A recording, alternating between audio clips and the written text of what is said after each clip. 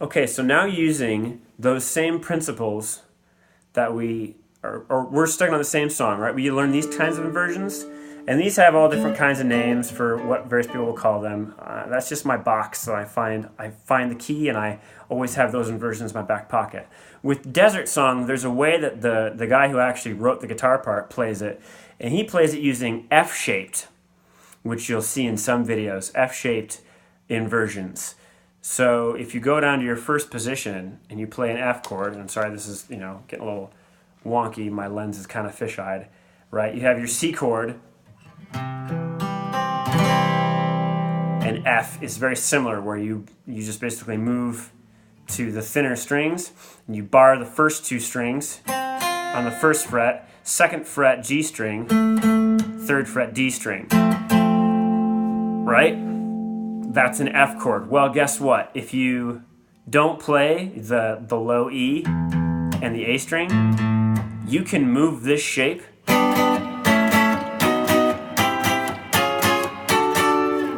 all the way up and down the fretboard and use it for different chords. So you'll have F, G, A, B, C, which is B and C are only half step apart, and then you have more at D, and then it'll go up to E and F, and E and F are also only half step apart, right? So that's what he's using to play one of the rhythm parts during the verses of Desert Song. Except Desert Song starts on the minor chord, the 6, B minor, and this is a major chord. So while I'm barring back here with my index finger, to make it minor, I simply remove that guy, which is my middle finger, all right? And I bar, now I'm barring the G, the B, and the E strings. And now it's minor. And it's just that easy. A lot of times when I do this, I'm not even playing the high E string, but it's there if you want it. So I don't know if you can see that very well, but there it is, right? So it'll be minor chord, and like I said, it's a descending pattern. It goes 6, 5, 4, 1. And I'll show you how to do that. So there's your 6, then it'll go down, but the 5 is major, so you want to put your middle finger back on.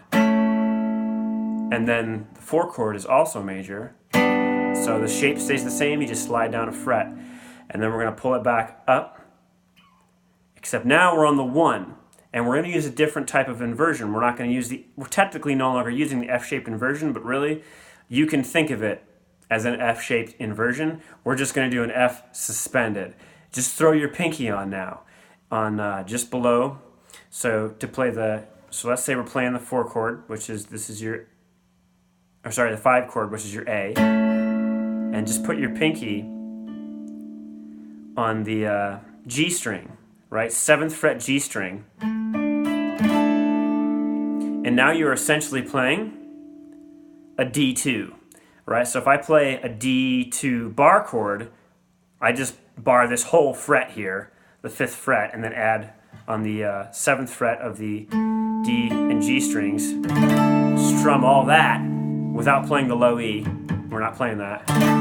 That's a D2, right? Most of these inversions that I'm talking about are bar chords. We're just not playing the whole chord. We're just playing a section of it instead. So, right? The benefit of keeping the pinky, or keeping your this finger was a middle finger still, yeah, middle finger in its position from our F-shaped movement, and just adding the pinky on, is then you can do little movements like that. So the way I play it would be 1 and 2 and 3 and 4 and 1 and 2 and 3 and 4 and 1 and 2 and 3 and 4 and 1 and 2 and 3 and 4 and, right? So I'll turn on some effects here and demonstrate how it's played in the song and why that little pinky movement is beneficial.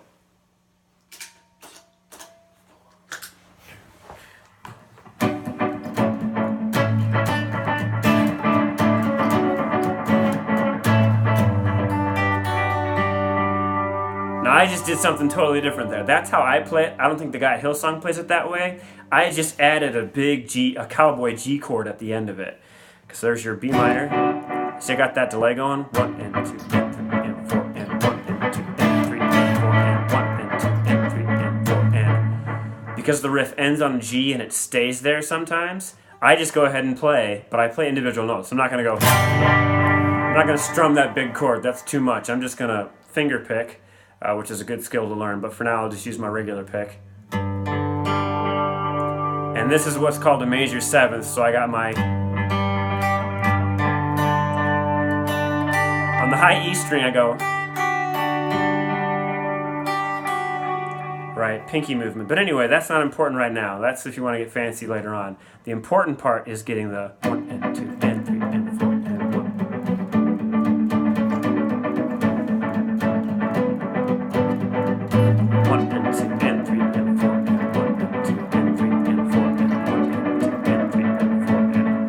So really, my index and ring finger never leave that shape. What's moving is my middle and my pinky, right? So for a minor chord, I pull off the middle finger. For a major chord, I put it back on. And then for the D, like I said, this is technically, what is this? This is like an A suspended bar chord, but A suspended, the suspended note in an A chord is D. So that functions, since we're not playing all the notes in the chord, we're limiting our notes, that functions as a D chord. So there's enough music theory for now. That's another way, and again, that works perfectly well for Holy Spirit, which just cycles between D and G, which is just going to be this one, with the pinky on, and then you slide down with the pinky off. Holy Spirit, you are welcome here. Come flood this place and fill the atmosphere. Your glory, God, is what our hearts long for. To be overcome by your presence, Lord. Right? And then again, like we talked about in the last video, you can also play that up here. Holy Spirit, you are welcome here. And then just pull off this guy and bar on the 12th. Come flood this place and fill the atmosphere. Your glory, God, is what our hearts long for. To be overcome by your presence, Lord.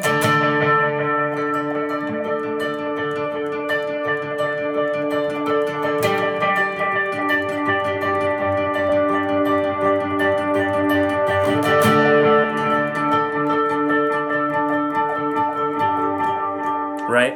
Now, and while I'm at it, Holy Spirit also has a 6, which, if you remember from the last video, is right there, is your B minor. Holy Spirit, you are welcome here. Come flood this place and fill the atmosphere. Just like that. I think I played those chords in the right order. I don't have the music in front of me. All right, guys. There we go. Couple different examples of inversions to spice up and spread out our sonic spectrum between two guitars.